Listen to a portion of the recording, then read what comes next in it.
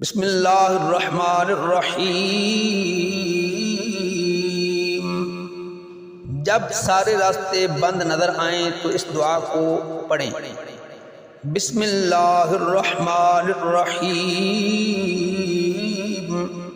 اللہم رب جبرائیل و میکائیل و اسرافیل فاطر السماوات والارض عالم الغیب والشہادہ انت تحکم بین عبادک فیما کانوا فیہ یختلفون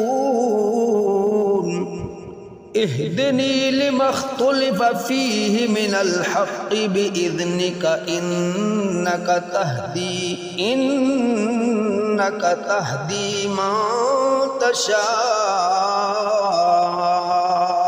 الى صراط مستقیم۔